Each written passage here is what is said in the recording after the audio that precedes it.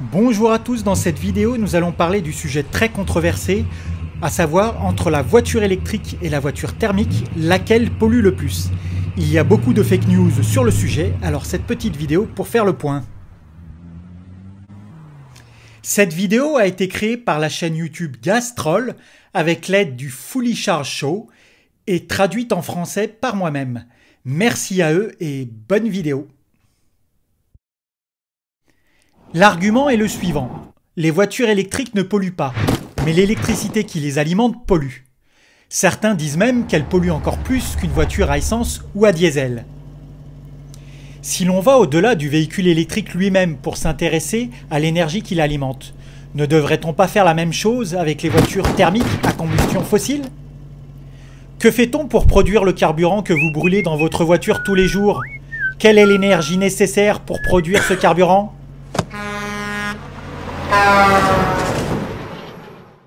L'essence ou le diesel commence sous la forme de pétrole, qui se trouve à en moyenne 1800 mètres sous la surface de la Terre. Une grande partie du pétrole est extraite à l'aide de pompes à balancier, dites pompes tête à cheval ou pump jack. Ces pompes ne fonctionnent pas toutes seules. Dans la plupart des cas, elles utilisent de l'électricité. Il faut en moyenne 9960 kWh d'électricité par mois pour faire fonctionner une pump jack. Pour remplacer ce chiffre dans son contexte, cela représente suffisamment d'électricité pour alimenter une Tesla Model 3 pendant 56 000 km, soit environ 3 ans. Aux États-Unis, on estime à 435 000 le nombre de puits de pétrole utilisant des pump jack. La consommation d'électricité de ces puits est estimée à plus de 4300 gigawattheures par mois. C'est beaucoup d'électricité, et ce uniquement pour extraire le pétrole du sol des États-Unis. Si nous utilisions cette électricité pour alimenter directement les véhicules électriques, cela suffirait à alimenter plus de 15 millions de véhicules électriques pendant un mois. Et il ne s'agit que des puits de pétrole américains sur Terre. Qu'en est-il des forages en eau profonde? La façon la plus courante d'alimenter une plateforme pétrolière offshore est un générateur diesel. Un générateur moyen de plateforme pétrolière utilise entre 20 à 30 tonnes métriques de diesel par jour. L'équivalent électrique de cette quantité est de 300 000 kWh. On estime à 1470 le nombre de plateformes pétrolières offshore dans le monde, qui utilisent plus de 1,3 milliard de kWh d'énergie par mois. Tout ce pompage de pétrole combiné suffirait à alimenter 19,5 millions de véhicules électriques par mois. Et il ne s'agit que de l'énergie utilisée pour pomper le pétrole du sol aux États-Unis et en mer. Ainsi, non seulement le carburant pollue lorsque nous le brûlons dans nos voitures, mais nous utilisons également une énorme quantité d'électricité rien que pour pomper le pétrole qui sert à fabriquer le carburant. Si l'on combine la pollution due aux émissions de pots d'échappement avec les émissions générées pour pomper le pétrole dans les sols, ce n'est pas bien joli comme tableau. Le pompage du pétrole n'est pas propre. Des millions de litres sont déversés chaque année dans l'océan, créant des ravages pour les poissons et autres animaux sauvages. Ensuite, ce pétrole doit être transporté. La plupart du pétrole est pompé par des pipelines. Il y a plus de 543 milliers de kilomètres de pipelines dans le monde, transportant la plupart des 100 millions de barils par jour que nous consommons. Ces pipelines utilisent des stations de pompage qui consomment encore plus d'énergie. Le pétrole est également transporté par bateau. Les océans ne sont pas réglementés en matière d'émissions. Les navires utilisent donc les carburants les moins chers et les plus polluants pour réduire les coûts, ce qui en fait l'une des plus grandes sources de pollution de la planète. Le transport maritime est responsable d'environ 1 milliard de tonnes de CO2 par an, dont 10% proviennent des transports de pétrole. Comme ces navires-citernes sont très polluants, de nombreux pays ne les autorisent pas à naviguer près de leurs côtes. Ils doivent donc être remorqués dans un port où le pétrole est transféré dans une raffinerie. Le raffinage du pétrole nécessite une énorme quantité d'énergie et génère encore plus de pollution. Le raffinage se fait en chauffant le pétrole jusqu'à 420 degrés Celsius. Chauffer 100 millions de barils de pétrole par jour à ces températures nécessite une énorme quantité d'énergie. Le chauffage de ce pétrole génère tellement de pollution que les raffineries représentent une grave menace pour la santé partout où elles fonctionnent. Les raffineries sont les premières sources de pollution dans de nombreuses grandes villes du monde. La pollution est telle que les personnes vivant à proximité de ces raffineries présentent une augmentation marquée des maladies pulmonaires. Une fois le pétrole raffiné, il est transporté vers des stations-service dans des camions diesel, ce qui accroît encore la pollution. Ensuite, ce carburant est brûlé dans des voitures et des camions dans nos villes, là où nous vivons et respirons. Ces voitures et ces camions thermiques ont des moteurs à combustion interne extrêmement inefficaces. 70% de l'énergie provenant de la combustion des combustibles fossiles est gaspillée sous forme de chaleur, tandis que seulement 30% sert à faire tourner les roues. Ainsi, après avoir utilisé toute cette électricité pour pomper le pétrole du sol, le raffiner et le transporter, nous en gaspillons 70% en le brûlant. La production de combustibles fossiles est un processus incroyablement sale et inefficace du début à la fin. Alors, lorsque l'on compare tout cela à l'alimentation d'un véhicule électrique, la différence est très nette. L'électricité n'a pas besoin d'être pompée à des milliers de mètres sous terre, ou bien transportée par des camions ou des trains ou des bateaux, ou bien pompée le long de pipelines. Elle n'a pas besoin d'être expédiée à l'étranger, et elle n'a pas besoin d'être raffinée. Et elle ne pollue pas là où nous vivons et respirons. Même si une partie de l'électricité est produite par la combustion du charbon, les centrales sont éloignées des centres de population, et le transfert se fait par des lignes électriques qui éloignent toute pollution directe à la population. Et si le véhicule électrique est alimenté par de l'énergie propre, il est alors propre du début à la fin. Aux États-Unis, 47% de l'énergie provient de sources qui n'émettent pas de CO2. En Europe, c'est encore mieux, avec 56%. Et le pourcentage d'énergie propre augmente chaque année, car au fur et à mesure, les centrales au charbon et au gaz sont remplacées par des sources d'énergie renouvelables.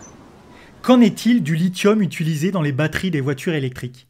Le lithium est un métal extrait essentiellement dans le désert d'Australie, de Chine, d'Argentine et du Chili.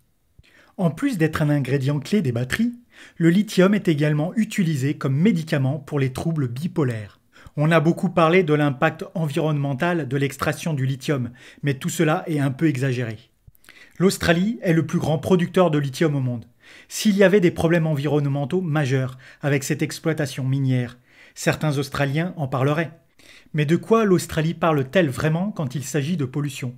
Le raffinage du pétrole, oui, le raffinage du pétrole crée un risque environnemental bien plus important que l'exploitation du lithium dans tout le pays. L'Australie n'est pas un pays densément peuplé. Elle ne consomme que 1% de l'approvisionnement mondial en pétrole et ne raffine qu'un quart du pétrole qu'elle consomme. Mais elle exploite 50% du lithium mondial. Ainsi, dans un pays qui ne raffine qu'un quart de 1% du pétrole mondial et extrait 50% du lithium mondial, les principaux facteurs de pollution et de risque pour la santé humaine en Australie sont bien les raffineries de pétrole. Et tout cela ne prend même pas en compte le forage, le pompage, le transport et la combustion de ce pétrole. Il ne s'agit que de son raffinage. Plus on regarde de près, plus l'argument selon lequel la production de batteries est en quelque sorte aussi mauvais que le cycle de combustion fossile est ridicule. Toutes les mines de lithium exploitées dans le monde à ce jour n'ont pas causé autant de dommages à l'environnement qu'une seule grande marée noire.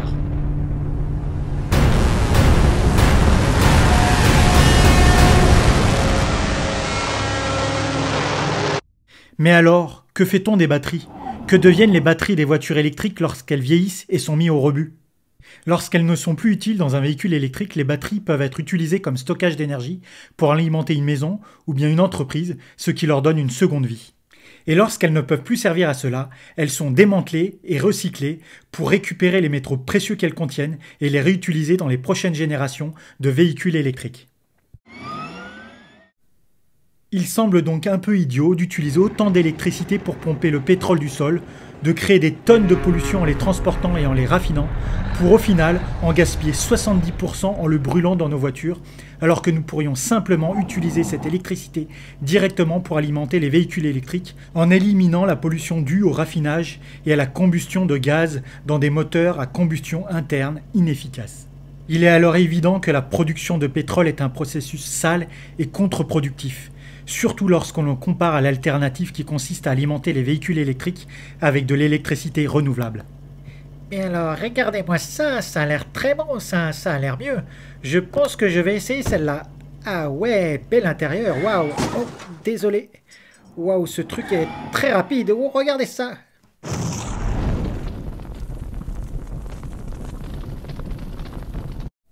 Mais alors, que pouvez-vous faire ? L'un des derniers obstacles empêchant de nombreuses personnes de passer à l'électrique, outre la désinformation et les fake news, est celui des personnes qui vivent dans des appartements ou des copropriétés avec des parkings partagés. Beaucoup de ces résidents rencontrent des problèmes pour installer des bornes de recharge. Si vous êtes législateur, si vous siégez au conseil municipal ou à un conseil local, si vous faites partie d'un conseil d'administration d'une association de logement, si vous êtes propriétaire d'un bien locatif, vous pouvez faire quelque chose pour aider. Votez pour l'installation de bornes de recharge ou installez-les vous-même dans la rue ou dans les parkings afin que les personnes qui vivent en appartement puissent disposer d'un endroit pour recharger leur véhicule électrique. Il existe même des entreprises qui vous proposent de rentabiliser votre borne de recharge. Taxer le fossile et utiliser les subventions pour soutenir la transition vers les VE, avec les bonnes incitations et la volonté politique, le changement peut se faire très rapidement. Pour exemple, en Norvège, le passage aux véhicules électriques s'est fait en très peu de temps. Les ventes de véhicules électriques en Norvège ont atteint plus de 50% de tous les véhicules vendus. Soutenez l'installation de panneaux solaires partout où cela est possible. L'installation de panneaux solaires est moins chère que l'achat d'électricité sur le réseau et s'amortit dès le premier jour. Et si vous avez la chance d'être propriétaire d'une maison, achetez un véhicule électrique et installez des panneaux solaires. Vous économiserez des milliers d'euros en carburant et en électricité. Et vous aurez la tranquillité d'esprit de savoir que vous ne contribuez pas à l'industrie pétrolière, horriblement sale et nocive. Partagez cette vidéo sur des forums comme Reddit, Nextdoor, Facebook, Twitter et bien d'autres pour aider à faire passer le message. Il s'agit d'une vidéo open source. Vous êtes libre de la traduire dans une autre langue pour la rediffuser. Contactez la chaîne Gastrol pour obtenir une version à laquelle vous pourrez ajouter une voix off et des textes traduits. Le jour où nos villes seront débarrassées du dioxyde de soufre, du monoxyde de carbone et autres produits chimiques toxiques tels que les NOx, les particules fines émises par les pots d'échappement et la pollution due au raffinage du pétrole, ce jour-là peut arriver. Nous avons la technologie pour le faire maintenant. En soutenant cette transition vers les transports électriques, nous nous rapprochons de ce jour. J'espère que vous avez apprécié cette vidéo. Merci de l'avoir regardée et essayons de rouler propre.